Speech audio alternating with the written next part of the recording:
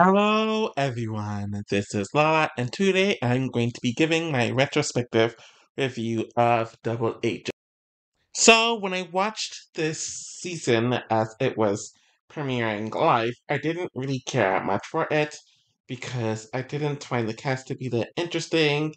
I didn't like the gloomy feeling of the scene with all of the dark colors, the explosions, and the spy theme wasn't one that I really cared much for.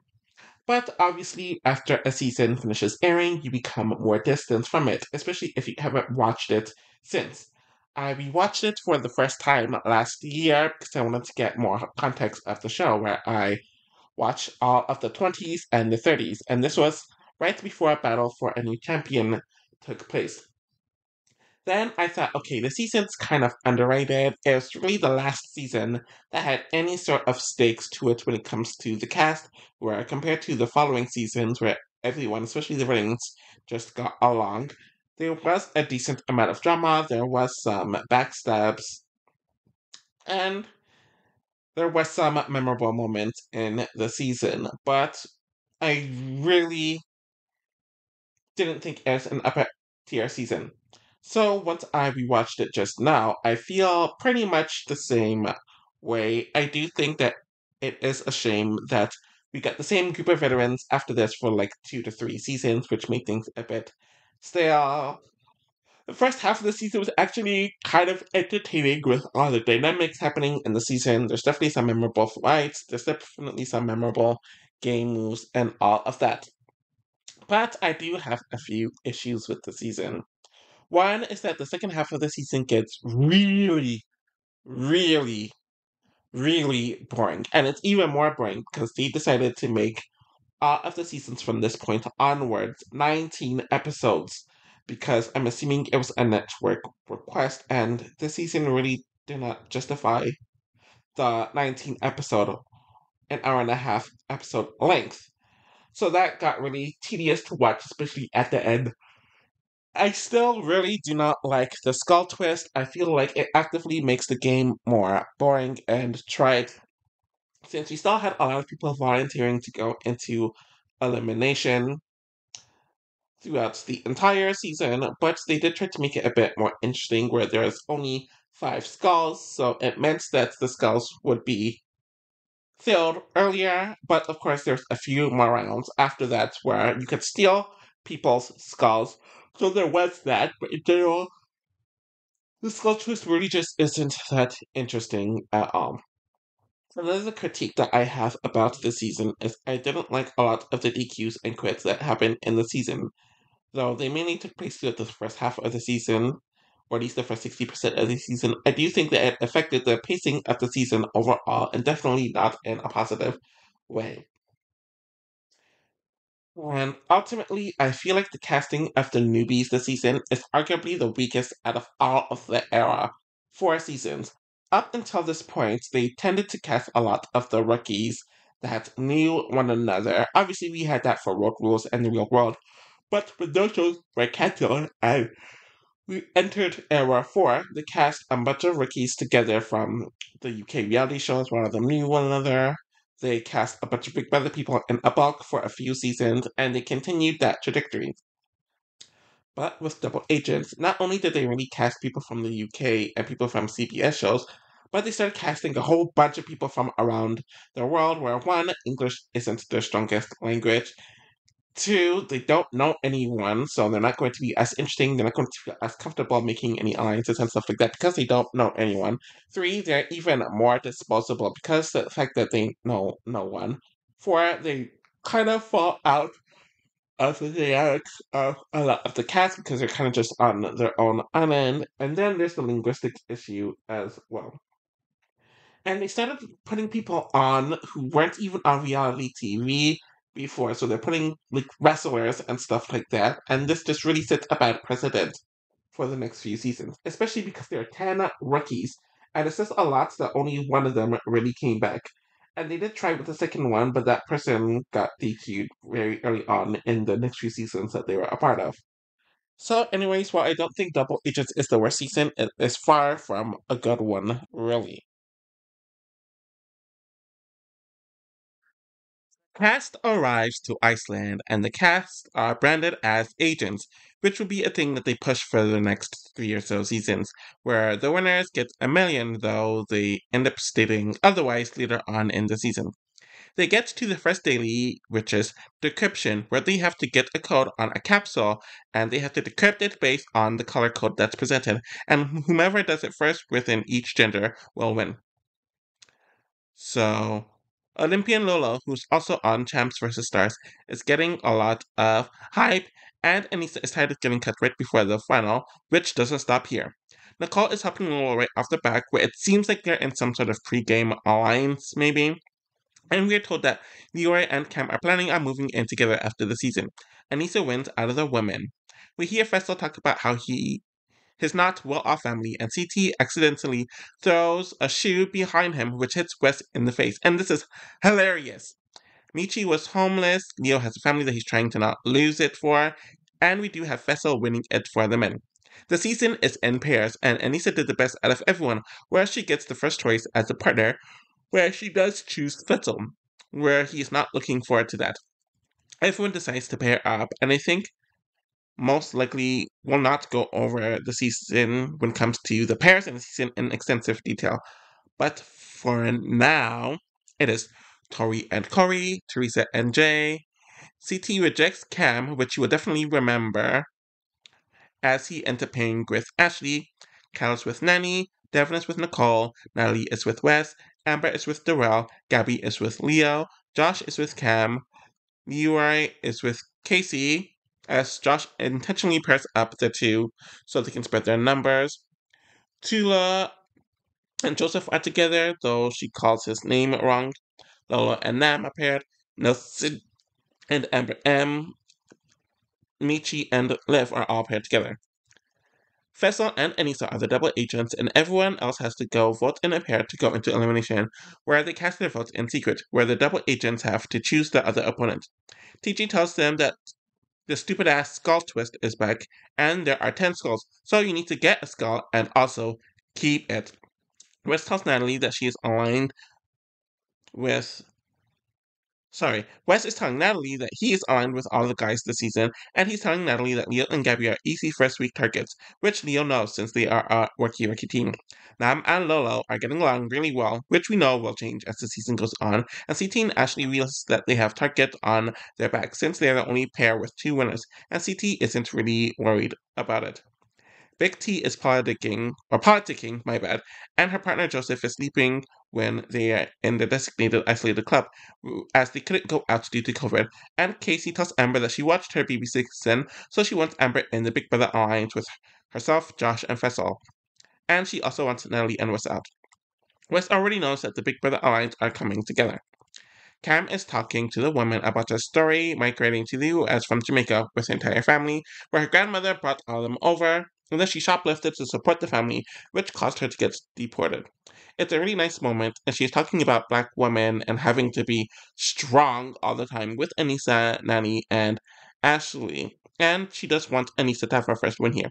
It is a really nice moment, and they're tired of always being strong women. I can totally tell that what was happening with COVID and the Black Lives Matter movement at the time was really affecting them in different ways. Cam, Leroy, Casey, and Anissa are talking about how they need to get CT out, where she's been doing this for as long as he has, and Cam is not over CT rejecting her. So she wants a champ, i.e. Wes, Darrell, CT, and Ashley in elimination to send them out sooner than later. This gets around the house where even Fessel is talking about it, and Wes heard of it as well. He asks Corey about the plan, and Corey doesn't give him any sort of assurance, but all the non-winners are up for the plan. CT asks a bunch of people in the house about what the plan is, and a bunch of people are lying to him. CT pitches in the nomination ceremony, but the rookies and veterans are not falling for his typical tricks, where CT realizes that Cam and Leroy spearheaded this. Gabby is crying to Tula and Liv as she's intimidated by how strong Leo is, and the vet that are targeted wants to keep. They want to target her and Leo. Because they are double agents, Crystal and Anissa gets to see who voted where. And Ashley and CT are nominated, where they don't tell the house about how the double agent stuff works. Anissa and Fessel choose Wes and Natalie, and TJ announces that it is a female elimination. How convenient, where 2 of their protection pets were in danger of going against one another in the first vote. So Natalie and Ashley are going against one another. They play in Operation Fire Escape, where their legs and arms are tied to a rope and they have to make across the end of each beam to the other while it is on fire, which I just find to be very ridiculous. I do like this elimination, though I like it better on Battle of the Exes too. But of course, Natalie beats Ashley. TJ announces that the winner of the elimination can either stay with their partner, trade with the losing partner, or infiltrate any pair but the double agents. And Natalie decides to stick with Wes. Ashley continues her poor trend of going home really early, and she didn't have much of a chance to really do anything in the season, which is disappointing. She will come back in the season due to all the women DQs, but it's a disappointing run for her. Because CT is a rogue agent, the next elimination will determine who is his partner, and he does regret not picking Cam now, and she mentions that he would not have been down there had he chosen her. CT realizes that Cam is running the house, and Josh does want to be paired with her. Wes and CT feel confident since the plan to get them out failed. Joseph is doing some lame-ass exercise on the carpet, and Lyra is clowning him, where Tula is over having him as a partner. Cam, Nanny, and Nicole are talking about the switching partners twist, and they do not want to switch partners at all. But Nanny doesn't want to be paired with Kyle, since he's not her other half, and he's pretty messy at times, and this will be a thing with the two of them throughout the entire season. A bunch of people, girls and guys, are talking about how hot and strong Nam is, and Lolo is especially feeling him, which Nam realizes too. Ice Spicy is the daily where they have to grab an ice block, smash it to get a red cylinder in it, and to put it in someone's hole to take them out. Because CT doesn't have a partner, he doesn't get to play in it. It's a pretty decent daily, and it's clear that Wes and Ellie are still huge targets amongst the house. Michi needs to see a medic from freezing in the cold, and Fessa and Anissa win their second daily in a row, especially since people are too afraid to put cylinders in their targets, which everyone can see, and it's clear that they have numbers in the house. Wes and Cal talk about how Wes is probably going in, though Joseph decides to nominate himself.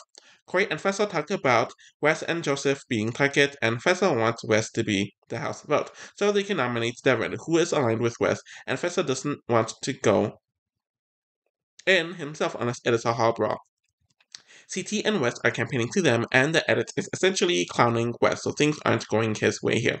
The women are getting Fessel to strip, and Teresa is making fun of Fessy for only having a personality when he's like this, and Gabby is definitely feeling him. Danny is campaigning to Fessel to be her partner, as she is tired of working with Cal in a partnership, and he's fine with everyone wanting him as a teammate since it shows that he is a hot commodity. Lolo is struggling to flirt with Nam, and he's hard to read, and she sucks at a flirt, so we have more people gawking at him shirtless here. Devin speaks to Cal about how he cannot understand Nicole, and we see her rambling about nonsense, and he calls her a fit infant, and he's hoping that Lolo and Nam are targets. They are plotting to have everyone vote in Big T and Joseph to circumvent the rest vote, and Cal is lying to Fessel about where he's going to vote. Tula is annoyed because Joseph nominated himself without telling her first, and he told Wes about it, where they're just not vibing as a team. She rants to Liv, Amber, and Gabby about Joseph calling her mentally weak, and she's fine with him going home now. The house doesn't want to vote on Wes, since he wants Fessel and Anissa to do their dirty work, and Wes and Natalie essentially call Joseph out for his messy gameplay. Anissa and Fessel see the vote where Joseph and Tula are the house vote, and they notice that Cal lied about this vote, as he told them that he would vote for Wes and Natalie. Joseph and Tula are sent into elimination, and Fessel and Anissa decide to blindside Cal and Nanny, which obviously pisses Cal off, which pisses Corey off, who did vote in Wes and Natalie, and he felt like he did that for no reason if Fessel wasn't going to go with the plan. And both sides were essentially too scared to vote in Wes and Natalie. That's how I interpret it. Because it is a mass elimination, Cal and Joseph are competing in Ring of Spice, which is essentially a ring pole wrestle. And knowing Cal's luck in this elimination in the past, he does beat Joseph here. Cal takes Cam from Josh because he wants to split up that alliance. Josh chooses Nanny, and Tula is with CT. Cal is pissed off at Fessel for bailing out on a physical elimination.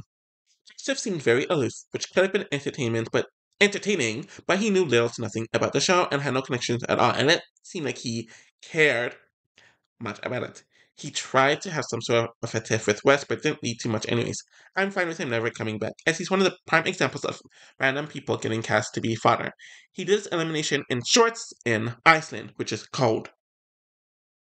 Kyle speaks to a bunch of the guys, i.e. CT, Wes, Devin, and a few others, about targeting Fessel and Anissa, and CT and Tula are getting used to their new dynamic and partnership where he wants to mold her into a good challenge player. Fessel tells Kyle that he knows about his secret vote, and as a double agent, they can see everyone's vote, and Kyle admits that he lied about his vote for Wes.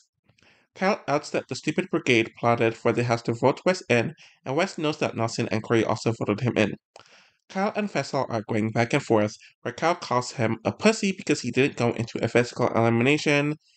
He, i.e. Kyle, is with Wes, fuck him, i.e. fuck Fessy, and he wants Kyle out. He wants Kyle to out even more of the lies that he told through the season. Cam ends up shutting this down since Cal is her partner now and she doesn't need the drama. Corey tells Fessel that he should have told him about the secret vote beforehand since they are close, and Corey is annoyed at Fessel, and the latter doesn't justify himself well at all, which will be a common thing this season. The daily is roadkill, where two teams are going at it on the top of a truck where they have to push off their partner, and no one is wearing a harness, which is dumb based on the amount of injuries that happens in the daily. We see Nicole and Liv injuring themselves in the daily, which will be fatal for them in the season. It could have been a fine daily had they taken safety more into consideration, but the challenge is awful at that, where we have Nicole and Liv going to the hospital, where Leora and Casey end up beating Natalie and Wes and Lil and Ham in the daily. They enter the house to see that Nicole's stuff is gone, so she was DQ'd from the house. While I don't really like Nicole, it does suck to see her DQ'd so early in the season and in general. She causes drama wherever she goes and could have made the season more competitive and interesting, but she's still annoying and hard to listen to. Anyways, she will move on to cause havoc on All Stars since her firefighter job prevents her from doing the flagship shifts too long, but I don't really have much to say about her. Evan knows that he is a target, especially since he's on his own and he wants to help out his mother. Liv comes back to the house, and Tula mentions that she is aligned with the rookies, Amber B, Gabby, and Liv. It's interesting that Amber M isn't in this group yet. Liv will know tomorrow what her fate will be in the game, and the four women are talking about how Tori isn't as strong as they thought she would be. CT is calling out Casey about how they are cooking the food, and Josh decides to step in to defend his friend. He is questioning CT about what happened, and CT doesn't want to talk about this, with Josh claiming that she's crying in the kitchen, and he wants Josh to go away. CT does approach Casey because Josh told him that she's crying, and she's clearly not crying, and she's fine. And CT calls out Josh for inserting himself into situations that he has nothing to do with, and he lied. The both of them are yelling at one another about how they can scream loud and claims that Josh will cry in the shower again, and Devin yells Big Brother sucks. So this ends up turning into something else. As this pisses Josh off, Devin is taunting Josh to beat his ass, and we see Josh go after Devin, where security has to separate the both of them, and yells that everyone wants him out. Them playing So Emotional by Whitney Houston behind this fight is just hilarious, where Devin asks what's 8 times 9 over and over and over again, which is also hilarious. Casey and Jay, I don't know why I said Jenny, have to calm him down, though it's really not working. Devin and Wes are talking about how they want to nominate Corey and Tori to save Devin, and Wes is taking it personally that Corey did not vote him in, since they are friends. I don't remember them being that close ever in the game, but obviously friendships outside of the game are different. Tori is pissed off that Devin is going after her, and they mention some rivalry from Either One Second Chances, which took place like 4 years ago at the time this was filming, so this will be a thing. Josh makes his case to send Devin in, who tells him to shut up several times, and they're arguing, since Josh will nominate him every single time. Wes is making his pitch to Leroy and Cam, knowing that there's a chance that he goes in, and wants the rookies to get targeted again. Devin is nominated into elimination, and Wes and Nelly is chosen to go in by Leroy and Casey. The elimination is snapping point, where they are tethered to a rope and have to ring their button, but it is an endurance competition to see who will fall and who will get it. Wes kind of tires out and doesn't have the will, so Devin ends up beating him, since Wes wants it for him, and he dumps on Leroy in front of everyone after he leaves. Devin takes Tori Corey is left a rogue agent, with Natalie being his new partner at some point. Or whatever. Wes really did not offer much in the season, and he seemed very checked out, and took the nomination by Leroy, and even Corey very personally, which is just odd. And he apparently sent a text to Anissa about it while the show was airing, and it was posted online, and he came off like a Karen. He mentioned that he can't leave his wife, family, life, and business for as long as the flagship show films, so I'm kind of fine with this being his final flagship season as I am recording this. Tori and Devin have to work with one another now, and Devin is feeling confident as hell, where Tori is not looking forward to it, which she's complaining about to Anissa. Tori and Anissa are BFFs, and Tula is taking note of this, where Faisal has a crush on Tori, and we see them getting close. Corey knows that something is brewing between the two of them, though Tori is engaged, but it seems like the cast in general knows that things are going downhill with her and Jordan. Teresa and Jay feel off, with them being targeted at some point, and Jay admits that he is kind of a flirter, and Josh is definitely picking up on this. Amber and Tula talk to Liv about her arm, and she has not been told anything yet. Tula talks about how her father died, and cervical cancer happened to her mom.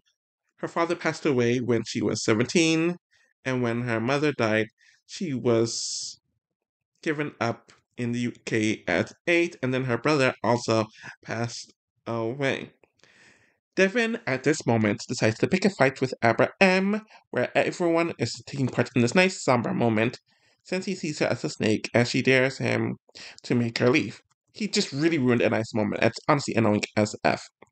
Where she calls him out for not winning, and he wants her to leave. Amber speaks to Corey and Nelson about his power trip, and no one is scared of Devon. And Nelson complains to Devon about it, where she is crying. He's saying that Amber is crying. Devon is laying in his bed, and he doesn't want to have this conversation with Nelson, where he is pissed about Devon disrespecting her, and Nelson isn't even yelling when he calls out Devon's power trip. And all this makes Devon want to target the both of them, despite the fact that he knew Nelson for like 6 or 7 years at this point. Drone control is the daily where they have to go under a lava tunnel where they have to look at some sort of drone, look at the code, and type it. Liv is pulled from the game, leaving Michi to be a free agent. Apparently, she had a lot of drama and sort of a love triangle with Michi and Amber M, which would have been nice to see, and I didn't realize that she and Big T were also from the same show. From what we saw on the show, there really isn't anything to talk about, but she was also pregnant during the show, which came out afterwards, which was a thing during this time in the show's history. I don't care for this daily whatsoever, in my opinion.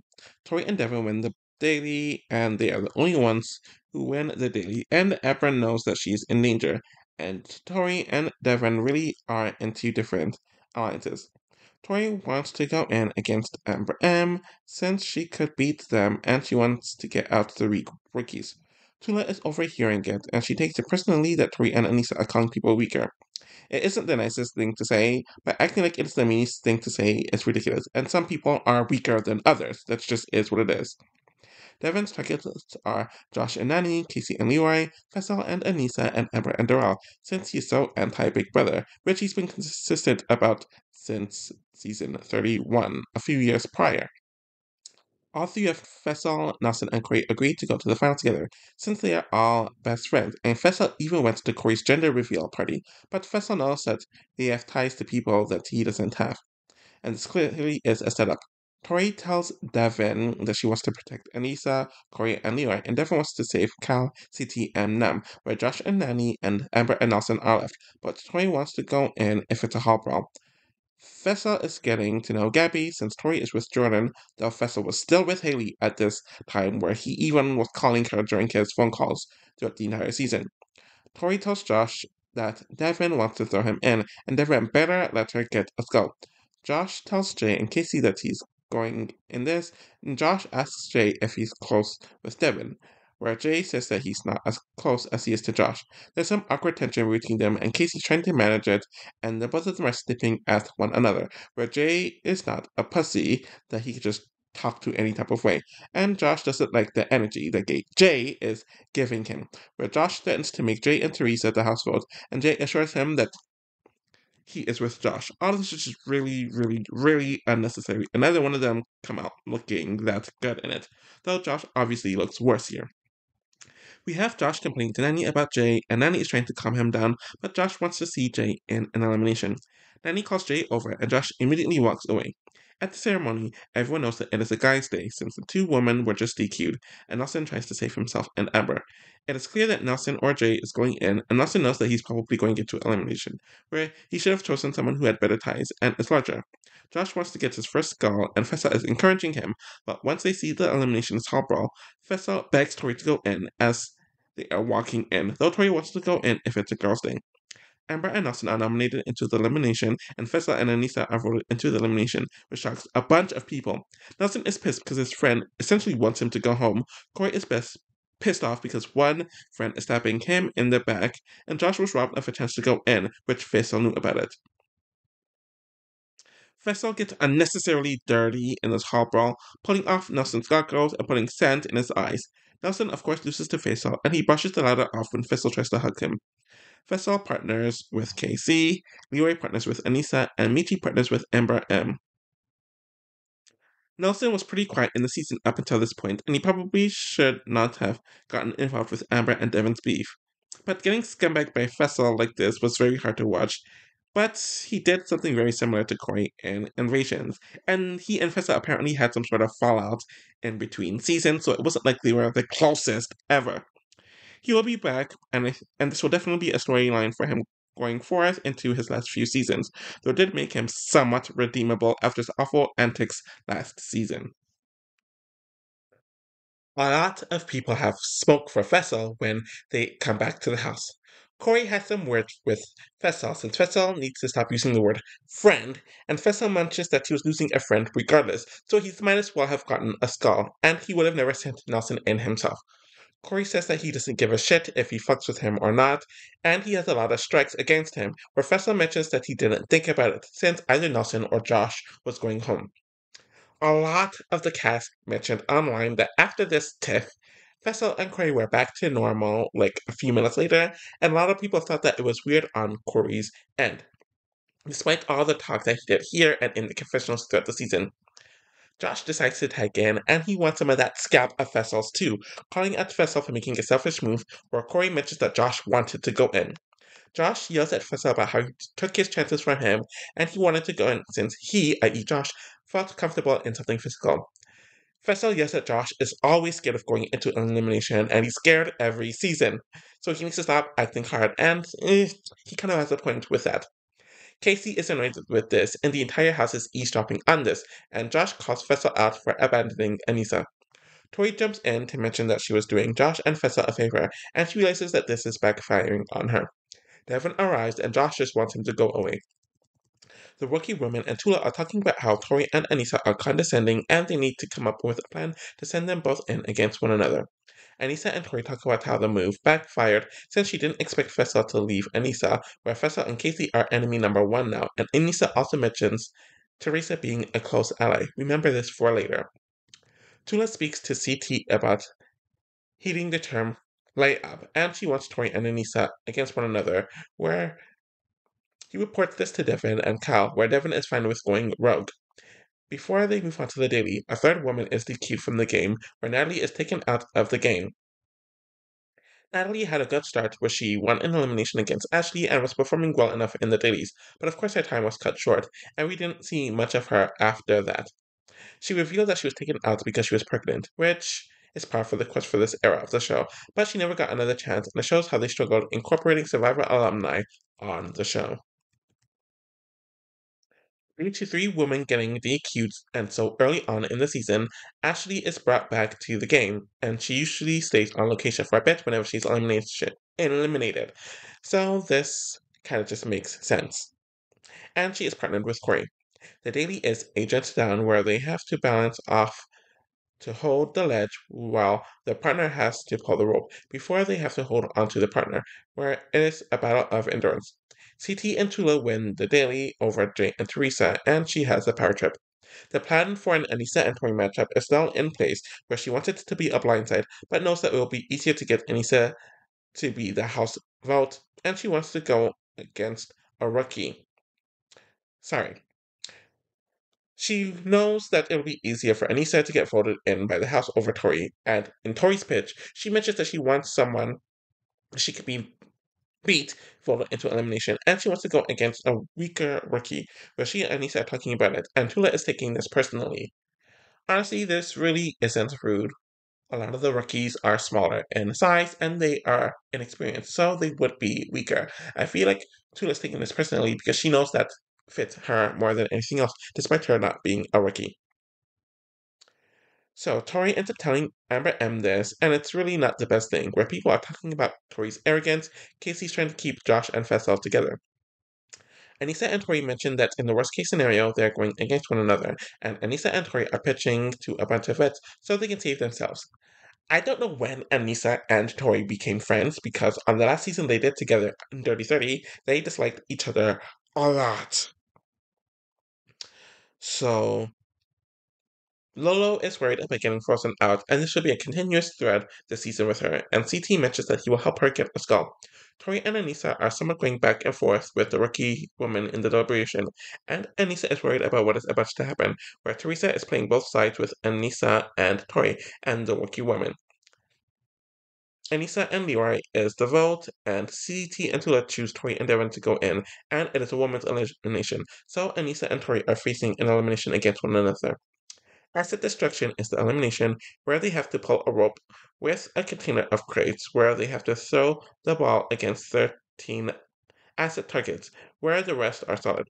Tori is struggling with pulling the container, where she is behind Anissa, but even though she catches up, Anissa still wins over Tori. Despite all that Fessel did to get away from Anissa, she snatches his ass back, which he's not pleased with, and Casey goes right back to Leroy, and Devin is the rogue agent. I do think they over-embellished the overconfident, mean to the rookie woman stuff, but Tori definitely did have a downstream after War of the Worlds 2, where last season and this season were both flop performances for her. She and Jordan were in the process of breaking up, which is why she was flirting with Fessel and hooked up with him right after the season. But it will be interesting to see Tori on her own, since I feel like her entire journey on the challenge thus far has mainly been defined by her relationship with Jordan, and we didn't get much of her without him, and we're going to see that in the immediate future. Anissa is thrilled to have her old partner back, and Fessel is not happy to be back with his old partner, where Devin is thrilled that Tori is gone. Anissa is sad about what just happened with Tori going home, and Teresa,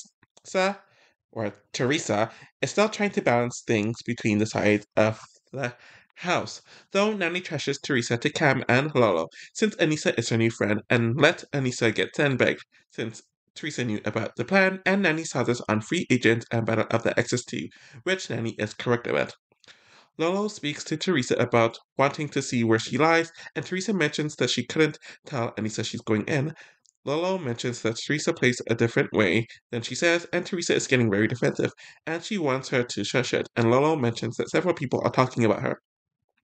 Leo is struggling since he stayed in a group home with a bunch of strangers, and he also struggles from alcoholism, and he is thinking about leaving.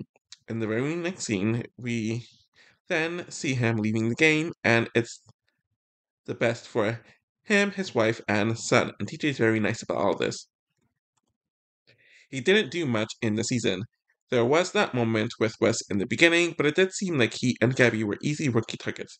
At the same time, it does show that they should have vetted these rookies with no connections better, but I do like the message the show presented about mental health overall. Gabby and Devin are now partners, and the daily is Smuggle Run, where they have to carry a capsule shoulder to shoulder, which is 5 miles, and it is essentially a mini final, but they have to put their cylinder through their walls and then solve a puzzle. It is a pretty fine daily, though there are some struggles with Vessa and Anissa, Nam and Lolo, and Tula and CT, which kind of shows in their dynamics through the season, but Jay and Teresa do win this one. Teresa wants to make a big move, and no one in the house knows where the two are aligned. Teresa tells Ashley that she is going to fuck shit up, and Ashley is feeling very paranoid, where Teresa knew that she would have been voted in had she not won. We have Nam and Lolo bickering about their communication issues, and I don't really care to talk about this, but she does not feel like they are a good partnership. Nanny thinks that Teresa wants to go against her, so she would not be shocked if Teresa gets her as the house vote and takes her out to get a skull, where Teresa has beat her before. And to be honest, Teresa hasn't really talked about Nanny much at all this season. We do see Jay promising Kyle safety, and this will not end well, and we see Fessel and Gabby flirting more. Teresa and Jay are talking about how they need to make a big move, and we see her campaigning to people to get out Ashley, but she doesn't want people to tell the others. Ashley makes her pitch to save herself, but it doesn't go anywhere, and Abra and Michi are getting defensive, since they know that they are seen as the weak pair. Once Jay and Teresa see the vote, they talk about how Nanny and Josh or Cam and Cal need to be thrown in as the opposition. Teresa pitches it to Cam about how she wants Cam to get her skull, and Cam feels away since eliminations are not obvious, but she wants a heads up first. Corey then asks Jay to give a heads up, and they are apparently friends. I guess they got along last season, I don't really know. But Teresa told Jay to not give people a heads up, which she knows is the wrong thing to do, and it's just another example of Teresa's sloppy politics. Ashley and Corey are sent to elimination, and they're pissed off about everyone lying to them, and Jay and Teresa choose Cam and Cal, where it is a woman's elimination, but it isn't a headbanger, so Cam is pissed off. And one thing he don't want to do is piss off Cam. The elimination is Dead Ringer, where they have to swing across to put a ring across a hook, which is the final elimination, where Cam does beat Ashley. Jay knows that they fucked up, and Leroy and Ashley calling them out about it. Did not help, where Corey also gives them some words too. She decides to stay with Cal, though a lot of the men wants to work with Cam, and Corey is still a rogue agent. Ashley really didn't get much to do, even when she came back into the game due to all the DQs on the women's side. It really did seem like she didn't have any allies this season, and her lack of pre-gaming, which she bragged about at the Total Madness reunion, might have bit her in the butt once again. Another poor and underwhelming season for her, but it isn't her last overall. But it wasn't as interesting as her early flameouts on Total Madness, or even War of the Worlds 1. The entire house is against Jay and Teresa, and Cal and Corey are teasing Jay about his poor move, where they call him out about friendships meaning nothing to him. Corey is over being backstabbed by his friends, which includes Fessel, and of course Leroy gives Jay some smoke about sending his girlfriend in, where they share a bedroom, and Teresa tells them to leave Jay alone, but she wants him to keep their conversations confidential, where Leroy calls him a pussy ass and tells him that he is going home. Jay mentions that Cam was the only one who could take out Ashley, and Jay is struggling with owning it and wanting to apologize. And Cam is gathering the troops to send both Jay and Teresa in again and again and again until they are both gone. Teresa is speaking to CT, and she says that no one asked them about how if they are going in, and Teresa's plotting with him about the house vote, where she wants Darrell out, and CT is fine with that, since Darrell has won every final that he has been in up until this point. Corey and Fessel decide to speak again, and Fessel talks about coming off as cocky and selfish and how he doesn't talk about things since he is an introvert. The fans would give him shit about this, but he actually was introverted on Big Brother. He's kind of apologizing, but Soy is so much forgiving him, where Devin mentions how he will never trust people from Big Brother. I will say that Devin is consistent, since he was like this with Natalie all the way back on Vendettas. The daily is Aerial Takedown, where they have, or maybe it's Serial Takedown, I don't really remember, where they have to climb onto the cargo that is being carried by the helicopter, and they have to knock down all their opponents, and the last one remaining wins. I really do like this daily, as we see them getting physical, but it's not too dangerous either. Teresa is trying to come up with a plan with some of the rookie women to give her the heat, which some of the others note, so she can protect Jay. Yura and Casey beat Teresa and Jay, and TJ calls out the boys for sucking, as they didn't want to get blood on their hands by winning this one, and showing who they would take off. Teresa is really mad that Amber did not follow the plan, and she is tired of Amber being fake nice, and she's ready to set it off. Amber complains to Nanny about the situation she is in, since she wanted to protect Darrell, and Teresa is going to be after her now, where Nanny likes Amber. We have Teresa speaking to Darrell, and he is pissed off because she tried to get his partner to throw the chance to get him in elimination, to try to save her partner. Teresa confronts Amber and denies the plan where she doesn't trust Amber because of stuff like this, and Amber told her that someone mentioned that Teresa was coming after Darrell, and Teresa calls her out for being full of shit. Honestly, I see both as a point with this, since what they are mentioning would follow them or follow them on prior seasons, or at least in Teresa's case and future for Amber's case. Devin decides that it's a good time to confront Fessel because he sucked in the daily, and Kyle adds his 2 cents, but Fessel is trying to keep it calm since a bunch of people do not want him to win, and Devin tells Fessel to not to touch him. Fessel is yelling, and Josh tells him to calm down, but this continues into the house, where Anissa is trying to calm him down, where Fessel yells that no one wants to see him down there, and Joe bitch ass, Joe bitch ass, referring to Devin and Cal, and Devin is essentially chanting that Fessel is saying nacho, like the chip nacho, and Cal decides to push Fessel, so this riles Fessel up, and he wants to get physical now, where security is holding him back. Josh is calming him down, and Devin decides to moon them through the long window. Devin and Cal talk about Fessel sucking, and Josh decides to throw a drink at at Devin, which ends up hitting Kyle and pisses him off since Josh is talking too much, and now Kyle is getting ready. Josh and Devin end up in another room where Josh is telling Devin to get away from him, and he has 3 seconds, where we see Josh push Devin to the floor. Devin owns being a layup where Josh thinks that he isn't, and then he pulls Josh away. Casey is trying to keep Fessel and Josh down, and Fessel doesn't want to get physical with anyone. We will see how that works next season. And Devin apologizes to Gabby for the drama, making her a target as well. Amber speaks to Jay and Teresa about them targeting Darrell, and Teresa knows that this came from CT, which shocks Jay since he did not know that, and is showing that Teresa is doing things without him. So she is throwing CT under the bus to save Jay, but it's really going nowhere, and CT bulldozes his way through the conversation, and Cam tells Teresa to earn her skull. Apparently, Jay is Nam's friend, which we didn't really see, and Lolo is preparing him to go in, and Leroy tells Cam that he wants his skull now. TJ gives the cast a warning for the violence, and as soon as Leroy sees the elimination, he wants to go in, but all the men who didn't do the daily had their votes cancelled. But it really doesn't make a difference here. Teresa and Jay are thrown in, and Leroy nominates himself since it demands elimination.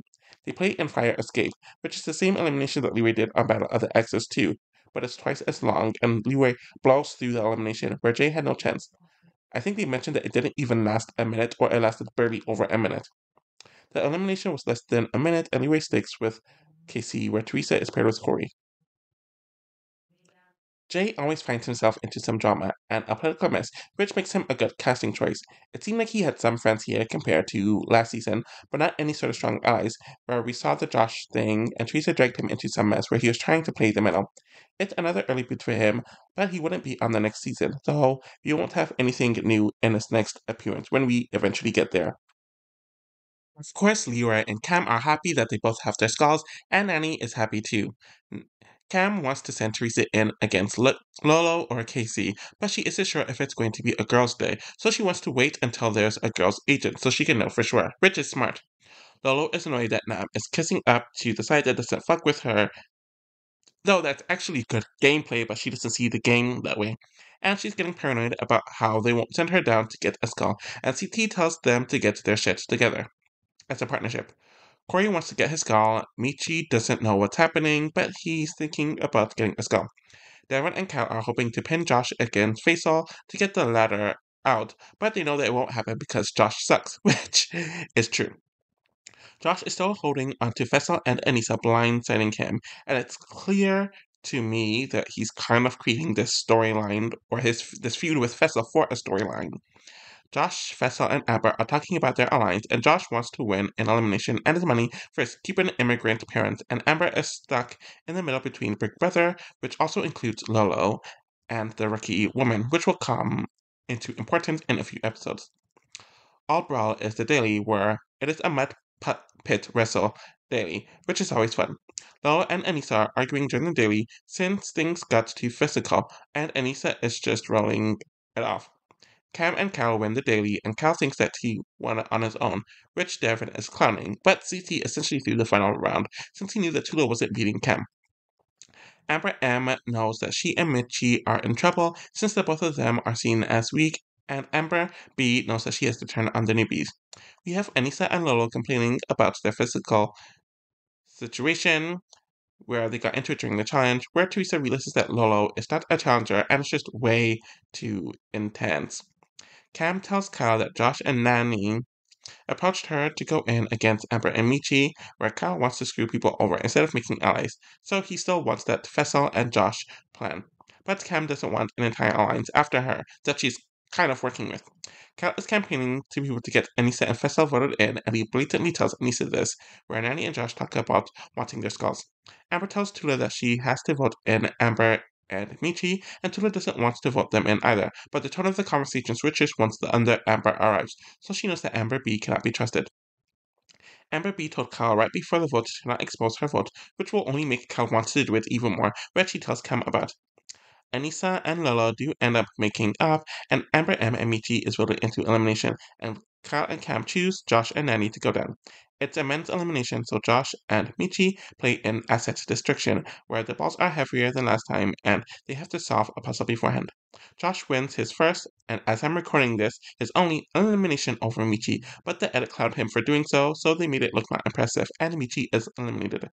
Josh stays with Nani, making Amber the female rogue agent. And Cam knows that it means that a female elimination is next, so her plan will take place. And all the men now have to hold on to their skulls. When you lose an elimination to Josh, who is horrible at eliminations, it really isn't shocking that he never came back. He did have some drama with Amber, M, and Liv that was edited out, and he had a bit more personality than the other male rookies, but he didn't offer too much to the show from what made it onto the edits, though his casting seemed a bit stuntish due to his association with Black China, but he was an ex on the beach personality, so it makes a bit more sense than some of the other casting choices here. Tori knows that he needs to get a skull, and a lot of the vets congratulate Josh, where Leroy, Cam, Anissa, and Josh are talking about how alliances are going to be exposed now, since all of the men, technically, or all 5 of the male skulls are given out. So people will be avoiding eliminations now, for the most part, if they already have a skull. Amber M is now the rogue agent, so Gabby or the other Amber is now guaranteed to go in, where Amber M knows that Amber B voted her in, and Devin reminds her that Amber came from Big Brother, so it all adds up. Nani speaks to Cam about not wanting to go into elimination against Teresa since she lost to her, and they talk about Gabby being the only rookie who could take Teresa out. The Ambers talk, where Amber M calls out Amber B about being fake about the vote, though she knows that she backstabbed her, and Amber B mentions that Devin claiming that Big Brother sucks, including her, and she was told that the other rookie women are targeting her now. And Cam does mention that Amber B does play both sides and is shady. Amber M and Gabby talk about how Amber B sucks. Clearly, she sided with the winning team based on the fact that neither one of them came back, and the Big Brother people gave her more longevity, not only just on the season, but on the show overall. Teresa talks about her bad postpartum depression with Corey, and Teresa did the season because she wants her children to see that you can still go after their dreams while being a parent, and that is a very, very good message. Amber B tells Casey that it feels like a Mean Girl situation, and the house rings, meaning that the daily is about to happen. Gabby didn't appreciate the comment that she overheard, so they're somewhat attempting to hash it out as the ring is still going on, and she just thinks that Amber plays the victim. The daily is interrogation, where they have to hold onto a bar above the water and answer questions, where if they get it wrong, their bar will flip over, and if they get it right, they can make someone else's bar tip over. It's really just a typical trivia daily. Doral ends up winning it solely for himself and Amber over Nam and Lolo. I forgot how many dailies that Nam and Lolo were close on, and Doral is going to let Amber take the reins for this, where she might take out the rookie woman who are targeting her in the daily, and Cam wants Teresa in. So she's kind of going to just deter that a bit.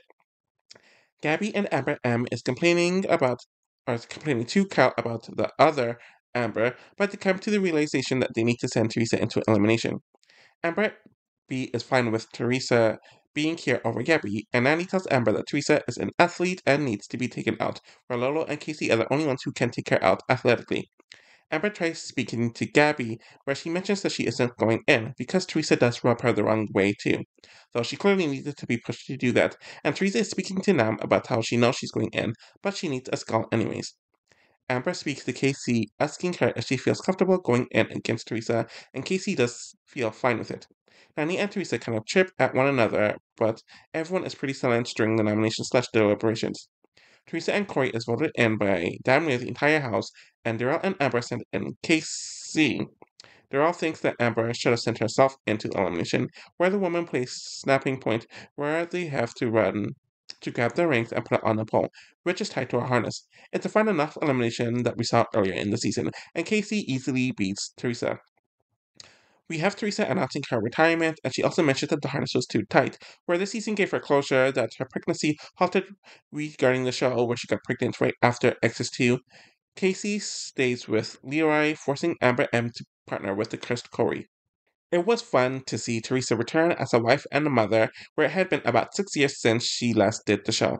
She was up to her old tricks politically and being messy when it came to the drama and not really fully owning it, where she pissed people off wherever she be and made bad political moves, though she was still fearless with it.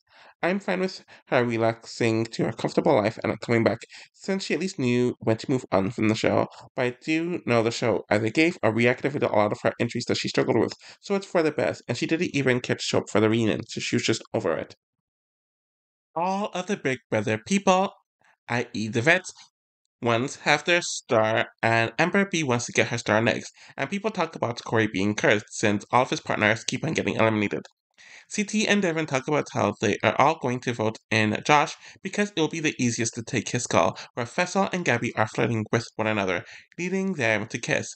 Nam and Lolo are talking about how they need to go in, and they're arguing because he sees it as all business, and she doesn't see it as just that. Amber is complaining about how she wasted her opportunity to get a star where she should have thrown herself in, and Gabby is tired of Amber's victim act. And they shoved that confessional in there, though Amber was really talking to Tula, and Gabby wasn't even around. The daily is black sand-offs where they have to get pieces where they have to build a totem out of it.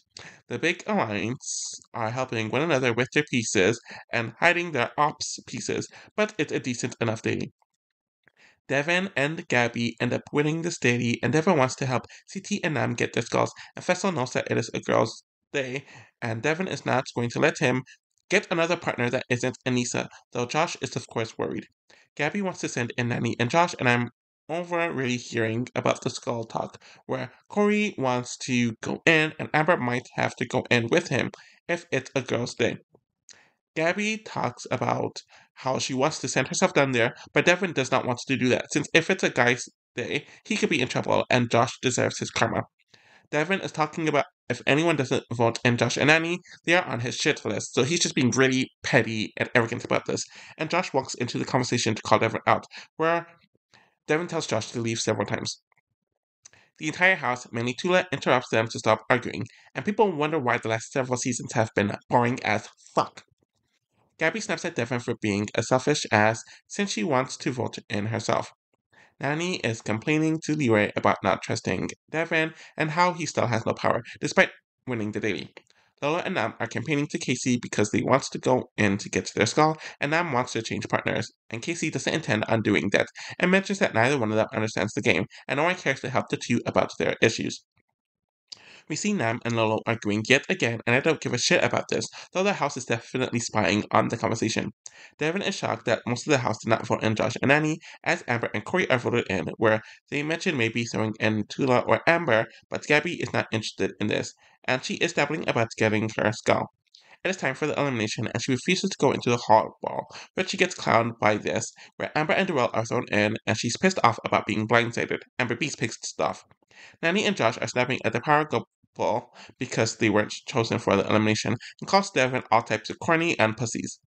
The Ambers are competing in Hall Brawl, but they have to bring 3 balls back, and Amber B completely and easily demolishes Amber M, where the class clowns Amber M for her poor performance. Of course, Amber stays with Darrell as a partner, with Corey being a rogue agent yet again. Amber M is the most recent are you the one personality to be cast on the show that's a newbie? And she had some personality, but part of her came off as a bit too thirsty, and I could see how that definitely turned off casting and the producers. I think her lack of physical ability, even more so than usual, did her in, and despite her causing some mess, she wasn't very efficient at it. Apparently, a lot of her drama with Michi was edited out, but I'm more than fine with her never coming back. Pharrell wants to get his skull now, and Tula celebrates with Amber for getting hers, but she isn't happy about being blindsided by Gabby. This is Amber I'm referring to. Cal sees Amber as being very fake, and she pretends that everything is okay when it's clearly not. And Durrell also talks about staying out of the political phrase, which is how he makes it for every single season. Devin rambles on about all of his faults, and CT knows that he's going to be blocked out of getting a skull, so he's going to have to get his from winning. They are also consoling Gabby about her rookie mistake, and the both of them talk about their rookie mistakes throughout their careers. Josh knows that people are going to steal his star, and Nanny can tell Josh is trying to hit on her, shutting it down pretty comedically, in my opinion. CT and Big T are bonding about him training her, where he's preparing her for an elimination. Jill reports to Gabby about what Amber said, and Gabby mentions that Amber should be glad that she got her skull, but she isn't intimidated by Amber walking in and slamming the cupboards or whatever, or the cupboards. Lolo talks to Darrell about how she's getting shit out, or shut out, like CT is, since neither the rookie woman or the vet woman are going to face her in an elimination, and she mentions that there's no point in sitting on the elimination arena where she could be training for the Olympics. The house continues to talk about Lolo, so it clearly got around the house. And the one thing I don't like about Gabby is that she has a chance to get into the drama, but she kind of cowers out of it. So it really doesn't make her that interesting to watch. Anyways, Airlift is the daily where they're on a speedboat and they're jumping onto a rope, hanging on a helicopter, where they then have to drop at a certain point. It's a mad daily, and Josh screws it up for him and Nanny, with Devin and a few others laughing at him. CT and Tula end up winning the daily, though there was some controversy because they apparently didn't drop at the proper place. Anyways, CT is determined to go into elimination, and Lolo is breaking down after the challenge as she's embarrassed about losing so much. CT tells the vets that he wants the goof and to give him the goof in the elimination, where everyone is happy, and the goof is Josh, which I just found to be very funny. Nanny and Leroy talk about how she wants to vote in Devin since he tells her that Josh is getting voted in. Devin and Amber somewhat make amends, though Devin is doing this to save himself from getting voted in, and Gabby is complaining about this. And honestly, she just doesn't get the game, in my opinion. CT is talking about how he feels distant from Darrell, who is working with people he's never even met, and he's telling Amber this. I'm really just over the Gabby and Devin situation, where she's complaining about him talking to Amber, where he brings up a good point that she's been kissing Faisal literally the entire season. Everyone knows that the vote is between Josh and Devin, so of course both sides are campaigning to get their way, since it is a pivotal time. Darrell is the swing vote, and Gabby and Devin are voted into elimination. CT is very disappointed about Darrell's vote. I only remember them doing the Inferno seasons and, I guess, Invasion together, and I don't recall them ever being aligned or on the same team like that. And even on Invasion, they're competing for the spots to get into the final for the men's side. So it's not like they were together. Josh is grateful that he was saved, and we see Lilo talking to others about how the Big Brother people that she has been aligned with didn't help her to get into elimination, and she's tired about being frozen out, so she's going to leave. Apparently, Lolo didn't really quit the season, but she made some comments that had people worried about her mental health, and someone reported her, so she was told to leave. Lolo did bring some drama to the season, but I don't think it was the type that is made for the show. I know she did Champs vs. Stars, but that's very different from the flagship show, where they aren't living together in Champs vs. Stars. They go to the hotels, they still have access to real life, and it's not long filming. And I just don't think she was meant for the challenge at all. Everyone is worrying about what is going to happen since Nam is now a rogue agent. The elimination is made to be a double elimination where the four guys are facing the elimination. And I think the reason why they did this is due to all the woman DQs and quits that happened earlier on in the season, and I think Lolo's removal just contributed to this. Because they have the second most votes, Josh and Nanny are being sent into elimination, where of course Josh is blindsided about this since he clearly wasn't expecting it for obvious reasons. CT and Tula gets to decide both elimination results, where Darrell and Amber are going against Josh, since that's what Devin wants, and CT volunteers himself and Tula to go against Josh and Nani. Of course, it is a male elimination day, and they have to compete in Dead Ringer, but instead of rings, they have to get puzzle pieces and solve the puzzle. And we have Devin beating Darrell. Wait, no. Darrell beating Devin. Devin got beat by Darrell, and CT beating Josh. It is ironic that Devin and Josh got eliminated together, but I do think it kind of made the season a lot more boring. Devin came into great form this season after not being on the last 3 seasons, partially due to how he acted on Final Reckoning right after his father passed away and there was no bananas around. I did find his trolling and fighting with the Big Brother people to be amusing, and this would be the last time that he's thoroughly enjoyable, in my opinion. Josh is pretty much the same as he always is on his last few seasons, but I was not as annoyed with him here as I was on his last few seasons. He got into his fair share of fights, and while he did win an elimination here, he went home earlier than usual. The two of them would make up on the plane ride home, where the next few seasons would change, for the worse in my opinion due to this.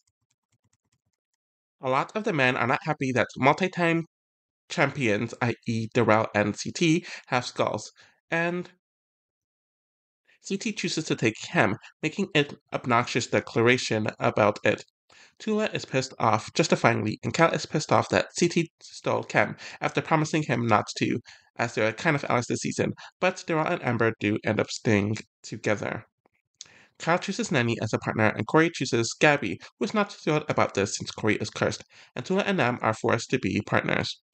Nani is crying over Josh being eliminated, and we have CT and Cal going back and forth about what CT just did, where a lot of people don't feel bad for Cal, where CT kind of just airs Cal's gameplay out. Tula complains about CT embarrassing her, and her confidence is shot. We do see Nam having an injured back, where he doesn't know where it is coming from, and he's talking about it to a few people. They go to a lagoon as a part of their day off, and Nani isn't happy with being Cal's partner, so she is talking to Amber about choosing Fessel as a partner. Nam is told by the cast that he cannot ignore a back injury, as Leroy knows from experience, and he's referring to Rivals 3, and he does go to the hospital.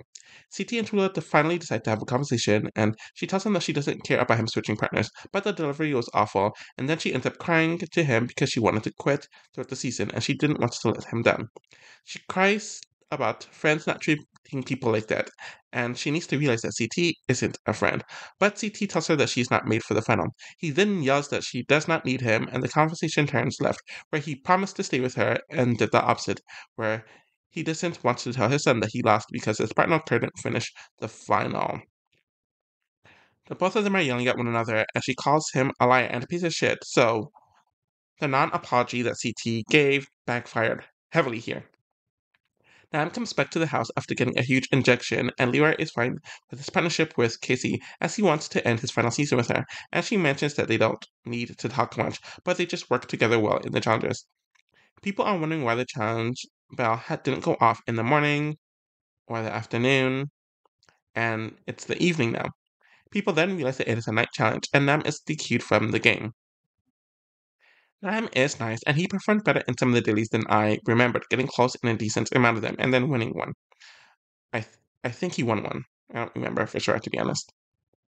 Anyways, I don't really think he was an interesting person to watch, which stood out to me now. But I didn't mind that he came back. His dynamic with Lil was fun at first, but then it just didn't work. His bad luck unfortunately did not end with this season, and he's one of the few rookies from the season to have been given another chance. Though, based on how it went out, he really didn't get another chance.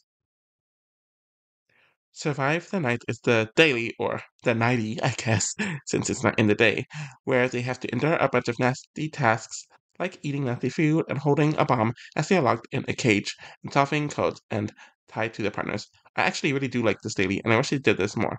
Tula is now the rogue agent due to Nam's DQ. Granny wants to get her skull, and Fessel is throwing the challenge because he wants to be eligible to be stolen, since he's over Anissa as a partner. Leora and Casey win yet another daily, and Gabby wants to throw herself down into the elimination. Fessel and Gabby are flirting and kissing up on one another. He was still with Haley and calling her during the weekly phone call, so I find it interesting that it was never mentioned on the actual episodes. And we see Corey and Fessel joking and talking about it all, showing that they were still cool throughout the season. Corey asks Fessel about who he would choose between Tori and Gabby, since Corey knows that her and Jordan are going to break up. He's right about this, and Fessel would date her a year later. That didn't happen, but they did hook up right after this. Nani wants to go in against a rookie, and Cam talks about how Gabby is scared as hell, based off what she did during the last women's elimination when she had the chance to throw herself down. Pretty much Gabby and Nani campaign to go in, since they are the only ones, outside of Tula, who's ineligible, without a skull outside of the women. Fessel knows that he's going to be stolen no matter who wins this matchup. Both Corey and Fessel talk about Anissa not being good for the final, though they claim that they care for her, and Anissa cries to Nani about being close to the final and people telling her that she can't do it, whereas she knows that Nani wants to choose Fessel. Gabby and Corey are nominated, and Leroy and Casey choose Nani and Kyle to go in, where it's a girls' elimination, so Nani and Gabby are facing one another. Ring of Spice is the elimination where they are on opposite ends of the circle and they have to swing and wrestle to grab the ring in the middle and put it on the pole. So it's essentially a ring pole wrestle. Nani does end up winning over Gabby, and she does take Fessa from Anissa, and Anissa picks Kyle to his dismay, and Tula is with Corey. Gabby is one of the better rookies of the season, since she could hold her own in the challenges and had a likable enough personality, but it seemed like she kind of hid from the drama, which really annoyed me, as she would talk about someone but wouldn't confront them to their face, and I didn't care for her whole showmance with Fessel. Apparently, she really hated her experience on the show and made it clear that she would never come back, so her being a one-season wonder isn't the worst thing ever. Nani is happy to have her skull and her new partnership with Fessel, and Anissa is fine without Fessel, where he is trying to cheer her up about getting to the final, despite him essentially getting his way in ditching her again.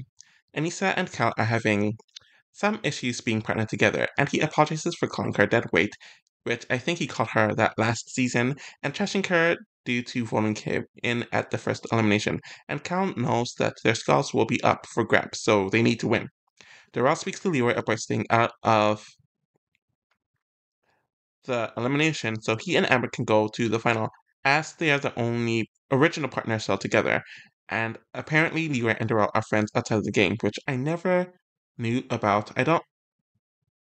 I'm really thinking about I don't think they ever did a season together up until now. But obviously you can meet other alumni outside of the show and build friendships off of that. Interesting. Corey asks the both of them if he can be the houseboat, since he's over switching partners and not getting the chance to get a skull.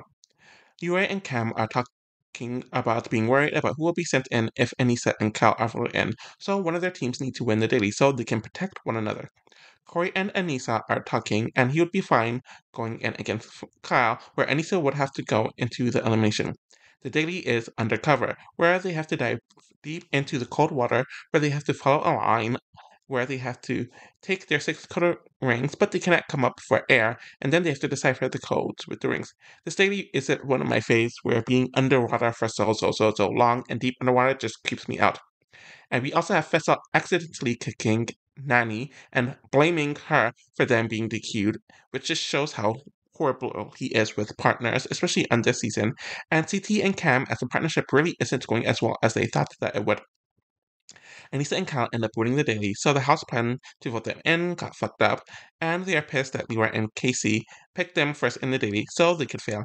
So Cam is organizing it as a way to protect them, and the best people to throw in are Amber and Doral, since Corey is already going in to get his skull. Nani does regret leaving Kyle, as she doesn't want to be partnered with Fessel anymore due to the poor team chemistry. Leroy tells Doral that he will be the house vote, and Doral is confused as to why Corey isn't the house vote, where he wants to be such, where Doral is fine taking anyone out, essentially. Amber and Doral are the house vote, and he wants to put CT and Doral against one another, but she shuts it down. Anissa shuts it down, but Cal did have a smart idea, and she thinks that Leroy is getting too power hungry. Sorry. Whoa. I think I. What am I talking about? Honestly, I'm over at this point. Corey and Tula are sent into the elimination, but it's a guy's elimination, so Corey and Daryl are facing one another. The elimination is stepping points where they have to race around a few poles where they have to hit a bell and do it 2 times, where Corey absolutely washes Daryl here. Amber is of course very sad about the results, and Corey chooses Cam, and CT chooses Tula again as a partner, with Amber being the rogue agent. Honestly, Darrell didn't bring much to the season, but he always tends to go under the radar on a lot of seasons. His partnership with Amber is nice, and he did make it far once again, but I think the fact that he wasn't involved much in the season at all showed that the flagship may not be it for him anymore. So luckily All Stars was created afterwards, and he's more memorable and more successful there. Everyone but Tula has a skull, and Amber isn't happy that Darrell is gone, but Tula realizes that her partnership with CT is going to be different now. Corey and Fessel are happy that he has a skull, and Corey wants to help Anissa get her skull. Or, not get her skull, she wants to help her keep her skull and make it to the final. Where Anissa doesn't want the same thing to happen to her, where she's cut right before the finale yet again. And I really do like the evolution of Corey and Anissa's friendship based on how they started on the Battle of the Bloodlines, which was 9 seasons ago at this point, and like 5 or 6 years ago. Cal is helping Tula work out, where he and CT asks her if she wants to go down against Anissa, and Cal doesn't want to run a final with Anissa, which he mentioned last season as well. CT is training Tula to prepare for the eliminations, and it's a fun enough segment. Fessel is shading CT to Kyle, where CT has had to prove himself in challenges recently, where he has gotten by due to intimidation, where he is talking up himself. CT himself has admitted this. I remember him talking about this last season, but the way Fessel is saying it, I don't really appreciate it.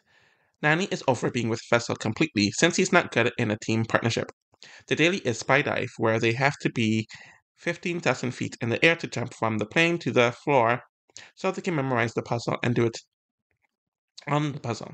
I didn't care much for this daily at all, but Nani yet again gets annoyed with Fessel's selfishness, and CT remembers why he didn't want to be partnered with Tula again, due to her poor endurance. Of course, Leroy and Casey win again, and the plan was to throw Amber in, but she is the rogue agent. Anissa is of course making her pitch, and I'm over the CT and Tula discussions. We get to the 80s themed party, and Anissa is trying to save herself because she knows that if Tula is the house vote, she will be chosen to go against her since she'll be the easiest person to beat, presumably. Since Nani and Cam are also off the table, since Leroy is the one choosing. Fessa decides to pick a fight with CT and mentions that the competitions and the competitors are different now than it was back then, and CT mentions that he started in a different era. CT reminds him that the 2 seasons that he won were within the last 5 years, and he won all of his seasons more recently, which is definitely true, and it kind of kills Fessel's argument.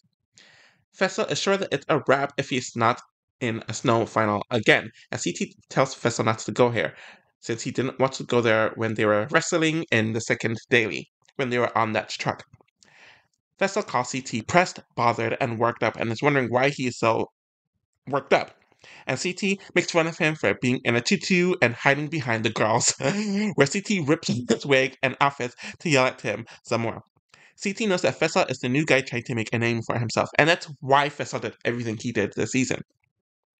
Tula asks to be the house vote, and Nisa essentially knows that she's going in against Tula, but it's history repeating itself here. It's a pretty gloomy and gloomy moment, and Annie is bragging somewhat about how her social game is better than Anissa's.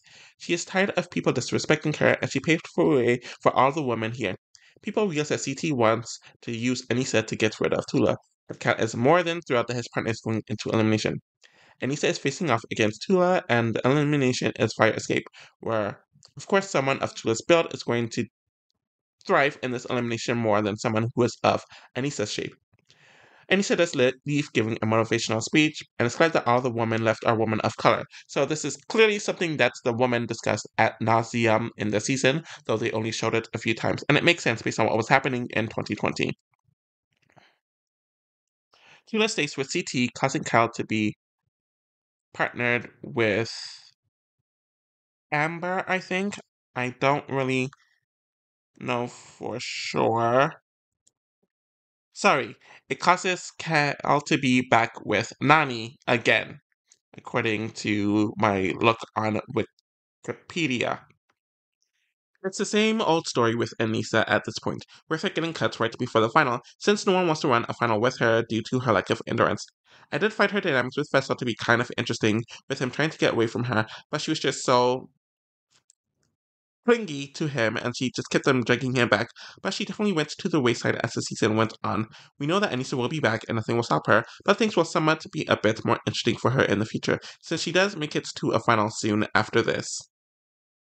Tula and CT are happy that she won the elimination, and Casey is talking to Amber, or she's talking Amber up for making it this far on her rookie season. And Amber doesn't think that she will be blindsided by Casey, and there's a lot of talk about Big Brother being loyal, and clearly this is them setting up something for later on in the episode. Cal knows that he has no numbers in the game, and he will probably be thrown in, where CT takes Tula up to train. Global Domination is the daily where the teams have to roll around in balls, where the offense has to roll over targets and the defense has to stop it. I actually did enjoy the daily, and Amber realizes that she is at the bottom of the Big Brother Alliance, with the way Fessel was gunning for her in the daily. To no one's surprise, Leroy and Casey win the daily, where CT and Tula and Amber and Cal are the only teams that Leroy can realistically throw in. Amber and Cal are campaigning to CT and Tula to vote the same way, so they won't go in, and Amber tells Casey that she does not want to be the house vote, where Amber mentions that she gave Casey an opportunity to get a skull when Amber won a daily, so Casey owes her, though Casey doesn't feel the same way. Casey speaks to Fessel about how Amber doesn't understand that there are only a few people left to choose from, and she isn't at the top, and it also doesn't help that she is partnered with Cal, who is the enemy, where Fessel mentions that she's been carried the entire season, and she'll go in due to her being a rookie, though they never got that treatment last season, so I find that to be very interesting coming from those two. Kyle wants them all to vote in Nanny and Fessel, and there's talk about them faking a fight. CT ends up screwing over Cal and tells him about it, where Cal calls CT a pussy because he's scared of Fessel, and CT doesn't feel bad, since Tula has a better chance against Amber, and he has a better chance against Cal, and Cal is also a snake and a worm. Cal and Amber are thrown in, and CT and Tula are chosen to go in, where it is a women's elimination. It is a hall brawl, and of course Amber beats Tula easily. Amber decides to pair up with Fessel to piss him off, and Nanny decides to pair up with Cal, which gives CT free shots to the final, and making Cal a very easy target, where even Casey realizes that Nanny made a dumb move. This is definitely Tula's breakthrough season, as her interactions with CT got a lot of focus throughout the season with her ups or with their ups and downs. She of course caused the Tori and Anissa matchup to happen, and she improved as a player here.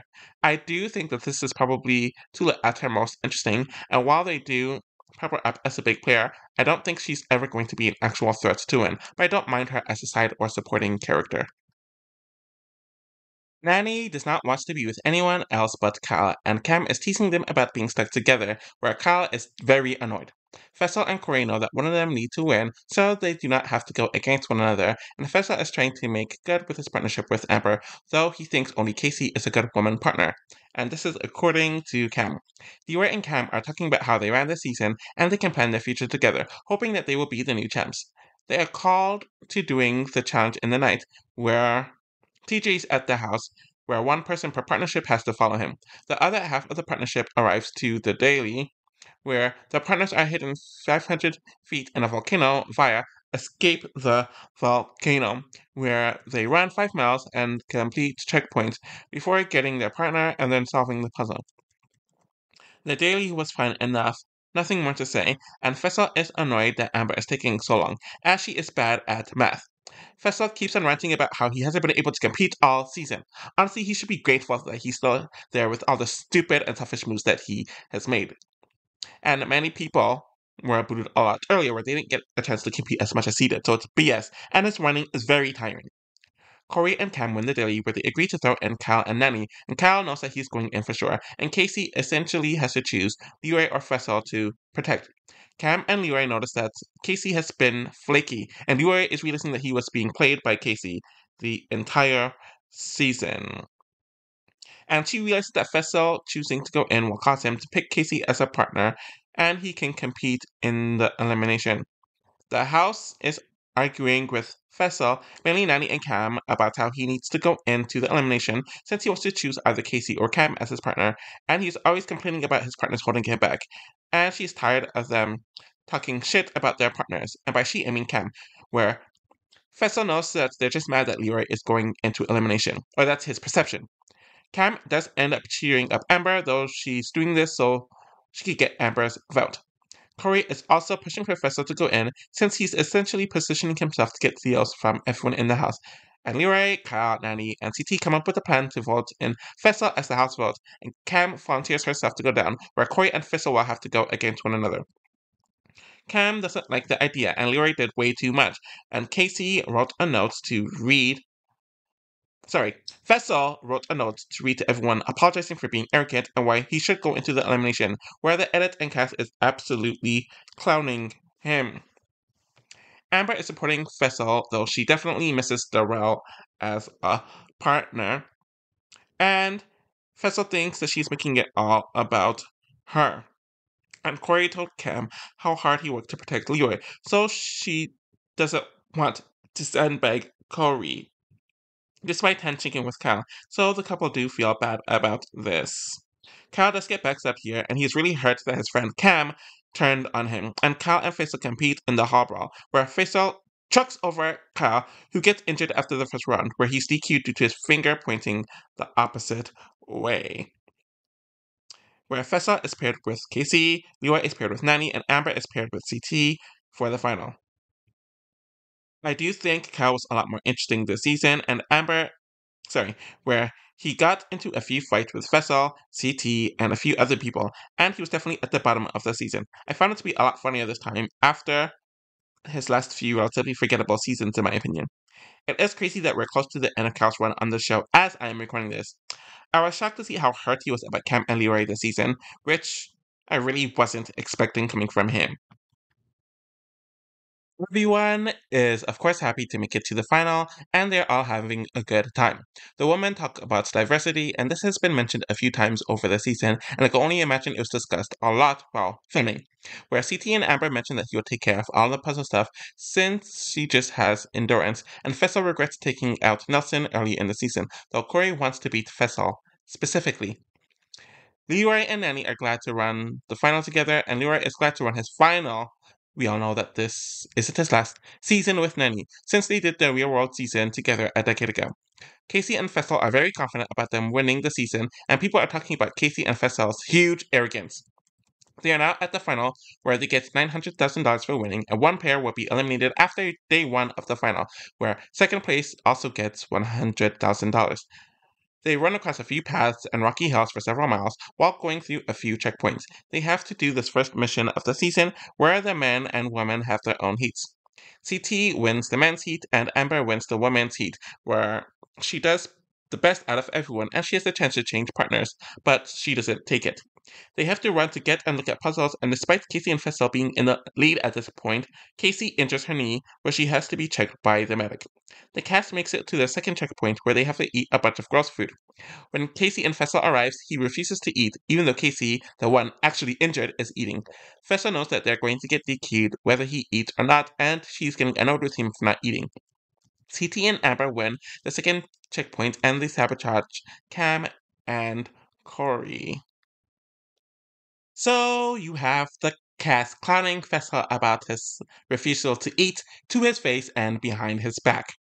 Leroy and Nanny are now second place, and checkpoint 3 is them kayaking, and there are only 3 boats, meaning that the fourth place person was going to be booed around here. And Casey and Fessel is eliminated from the season because they timed out at the eating portion. Casey was kind of just milquetoast for a lot of the season, where she did perform really well in the daily suit this season, but the cockiness and arrogance at times, especially at the end of the season, was annoying. I do think this is her best season from a competitive and a strategic point of view, though. Fessel came into the season wanting to make a huge name for himself, cheating on Haley, and after the fans called him boring last season. Sandbagging Nelson the way he did was gross, and how he treated his female partners wasn't good at all or respectable. I didn't like his attitude at times, but watching it now 4 years after the fact, I realized that the season would have been so much more boring without him, and he did have great karma, despite all the shit talk he did about being the big man on campus. They get to the third checkpoint, which is rearranging puzzle pieces to a totem on a stick. The 3 teams end up in a cave where they have to memorize a bunch of numbers. CT solves his equation first, and he decides to stay with Amber. They have to stay in the cave all night, where one person gets to sleep and the other has to stand up holding their suitcase or whatever, and if they feel tired, they have to dunk their head into water. Leroy tells the cast that it is his final season here, and it explains why he and Cam have been going so hard this season. And I'm just rolling my eyes with it, where he said it in the confessionals to let the audience know, but the cast didn't know up until now. It is the next morning where they have to smash the block of ice to get their totem or whatever and run to the finish line. We have another word puzzle that they have to do, and it's really just a race for second between Leroy and Nani and Cam and Corey, since it's clear who was going to win, since first place was just so far ahead. There's another puzzle at the last thing that they need to solve, where Amber and CT win the season, Corey and Cam barely beat Leroy and Nani for second, and the latter gets third place. Leroy talking about his last season caused him to change his gameplay, and he was in the forefront, which was an interesting change compared to him being in the background to Bananas for most of his career, which was his choice. He won a lot of dailies in the season, which was a change for him since he wasn't strong in dailies through a lot of his career. And while a part of me did roll my eyes about his retirement, only to take it back, and him claiming it was partially due to what happened on Dirty 30, despite doing 4 seasons after that and doing the season right after that, I guess the Black Lives Matter stuff did happen to cause a huge effect on him, where he rethought things. Maybe he should have actually retired here, but he didn't, and we'll get there when we get there. Nani didn't annoy the hell out of me like she did in the last 2 seasons, but it seemed like she was a lot calmer, less entitled, and more focused on getting to the end. This was her first final since Free Agents, I believe, and I thought she and Casey got together this season, but I was wrong about that. It was clear that the real life events of the Black Lives Matter movement really got to Cam, as there's a lot of talk about diversity on the season, wanting new winners, and her final confessional was just really emotional, as she was doing it for people who looked like her and Leroy, and they didn't succeed. And we got a lot of personal content from her this season. She played yet another great political and competitive season, and was really focused with the season, and while I really do wish she won the season, second place is a good thing, and it's the first time she actually won money outside of the stipend. She didn't like how certain things went down on the season and wanted to focus more on her real life, which is why she only did All Stars 4 after this and might not do the flagship season again as I am recording this. Corey truly was the lone wolf this season, as Nelson was sent home very early, Fessel destroyed their trio, and he had to deal with being cursed as all of his partners, or most of his partners, went home right after being paired with him. He was a bit more interesting this season than he was last season, but I see why he was on his best behavior last season, based on what happened on Final Reckoning that caused him to be on a bit of a break. Congrats to CT and Amber for winning the season, but I really wish we got different winners, especially for the men. CT winning yet another season is boring, but he felt like he had a chip on his shoulder for being early out on 3 of his last 4 seasons. He was more interesting here with his fights with people like Josh, Fessel, and Kyle, and then the dynamic between himself and Big T, which got a lot of focus with the season. I think it is his last interesting season, as he hasn't had one in a while up to this point as well. It is cool that Amber won the season as a rookie and being the first Big Brother person to ever win the show, but some of the same issues that came from her first show came here, where a lot of people thought she was fake, and she was definitely more cut up this season. A lot of this will transfer onto next season, which is great for continuity at least.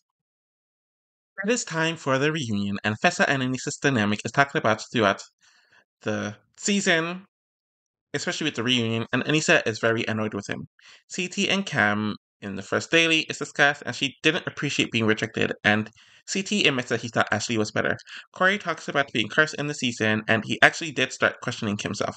Of course, CT and Amber winning the season is discussed, and how they feel about that, and he felt like it was his most intense season, and he had some sort of a midlife breakthrough around the season, and he claimed there were some marital issues taking place, and we all know how that eventually ended. Amber is proud of winning her first season, especially proving a point to people like Fessel, and he defends himself based on her performance on the second to last daily. No, I think it was the last daily before the final, being why he wanted to not be with her, and he claims that he's not mad at her. Apparently, they had some discussion about running the final the night before he switched, so that's why she's upset. Nani and Leroy felt glad to run the final together on his last season, and she hasn't been to a final since she was 24, and Casey had to get surgery on her knee after the season. Fessa mentions that they're going to get DQ'd anyway, so he didn't quit, and people call him out about eating poorly in the daily with Anissa as well, to mention that he just isn't good at eating. Fessel's life is called out, where he mentions that no one could beat him in a 1-to-1 physical elimination, and he says that he mentioned physical because he knows that's where he's best at. Devin mentions that no one is scared of Fessel, and Fessel mentions that Devin lost in elimination in something that he should have been good at, which is mental. And Devin mentions that they both got last on the final, and that's their best placement. So they're arguing with one another about that. Kyle mentions that he was not beaten by Fessel, but he was medically DQ'd, and it's really just semantics. Devin's big brother hatred is discussed, and Jay and Lolo were also in the alliance, where Devin mentions that it was clear that the alliance was really only Fessel, Casey, and Josh, where everyone else was used. Though some people didn't feel like they were used. Devin and Josh hung out on vacation after the season, which would eventually lead to the Vacation Alliance, so they are fine now. Cam and Lewi's relationship is discussed, and Lewi says that she's the best thing that has happened to him, where they got so much better after the War of the Worlds 1 reunion, where he cringed from watching that, and they showed the clip. Nani is crying for them since she's seen him since she was 21, and she really got to know Cam this season, and they weren't getting along 2 seasons ago. So Nani and Ashley have really good thoughts about them as a couple. Ashley's tweet about someone being fake was discussed, and she mentioned that she was referring to Nelson because he called her a snake behind her back, and he's still salty that Hunter's money got stolen. Nelson mentions that Ashley can stab anyone in the back and yells that she never stabbed him in the back. That's what she's saying. And this is just really random as hell to me, since neither one of them were on the season much, and I don't remember them interacting much at all. But Nani and Cam do defend Ashley, where she's tired of people pretending to be her friend, but not, and she genuinely loves everyone. It's crazy that they went from this to hooking up in a few months as they film next season. Devin and Tori is discussed, where she threw him in against Russ, where she mentions that she didn't want to nominate him, but he did throw her name out first, which is why she made the move that she did. Fessel and Anissa end up arguing about him being a poor partner since he only wanted Casey, and the plot to throw himself into elimination to get rid of Anissa, where people are calling him out on his behavior. Of course, the CT and Big T stuff is rehashed, and she felt like he was pretending to gas her off, and he says that she's a good partner. Tori doesn't regret calling the weaker rookie women layups, and Tula mentions that Tori was very distant out of the women, and Tori doesn't want to get close to people that she's targeting.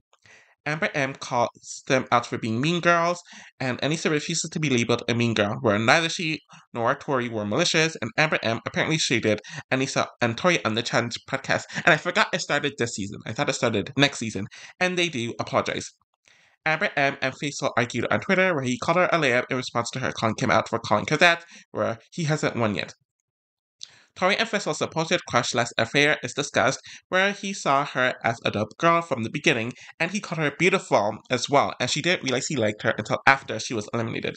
Challenge fans discussed Tori and Faisal hanging out with one another on social media, in Turks and Caicos, where Tori just broke up with Jordan, and it's clear that they hooked up here. Anissa said that she wants to F Faisal. He asked why she didn't hire him, and this was just really, really random, and he mentions that she walked in to him taking a shower. It's really weird. Corey's prediction about Tori and Jordan is discussed, where he was wrong about the Fessel and Tori getting into a relationship, but was right about Tori and Jordan breaking up. Fessel and Gabby's romance is discussed, where nothing happened after the show, and she's now dating someone where he shades her boyfriend randomly. Fessel's messiness about Nelson and CT is discussed, and there are apparently some issues between Nelson and Faisal in the off-season, before the season, and after Total Madness, where they had a fallout due to a business arrangement gone wrong, which I found to be pretty interesting. They had some sort of Skype call or whatever, literally right before filming to make amends, and I believe the same thing happened with Fessel and Swaggy due to another business venture gone wrong. So interesting parallel there. And Fessel texted him right after the season, though Nelson mentions that he got the text on his birthday, which was a while after the season filmed, and he was annoyed that Fessel sent him an essay. And I feel like the reason why he was annoyed is because Nelson probably isn't the best at reading, so reading an essay wouldn't have been thrilling to him. One of his alliance members was going home anyways, and that's Fessel's mindset, and he was getting punked about not going in against Joseph earlier, and Nelson mentions that he was a soldier for him, where he could have helped him get his skull all season. Nelson calls him foul, how he is hurt, and question what the hell he was doing. And we know they make up on Ride or Dies, where it'll be heavily discussed there. Josh was annoyed for Faisal making a selfish move, but it is an individual game. Nelson mentions that Faisal did it to make a name for himself on the show, and Nelson is absolutely right about this. And Faisal thinks that he is playing the victim. Fessel is now acting like. Sorry. Fessel finds it weird that they're acting like they're best friends and brothers since they didn't speak for 3 months and they have known one another for less than a year. So he's getting very defensive. Fessel does apologize, and he mentions that if it wasn't Nelson versus Josh, he wouldn't have volunteered himself. Devin mentions that if Fessel won, he wouldn't have apologized. Josh does defend Fessy's character, and Devin retorts that because it was public, he should have apologized publicly. Devin had the same mentality when it comes to his issues with bananas on the Final Reckoning reunion. I disagreed with him there, and I disagree with him here.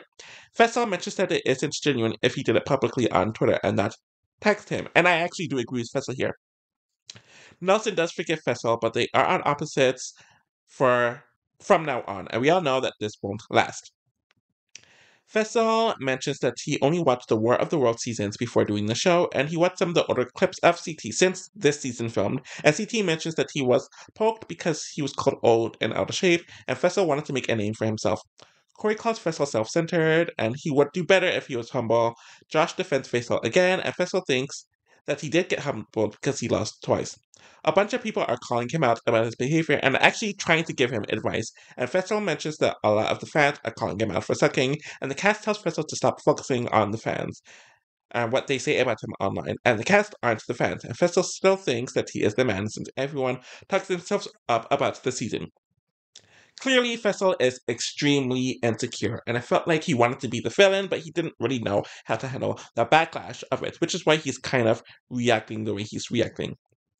The situation with Cal getting burned at the end is discussed, and Cam wants Leroy to sleep on it before he made a plan.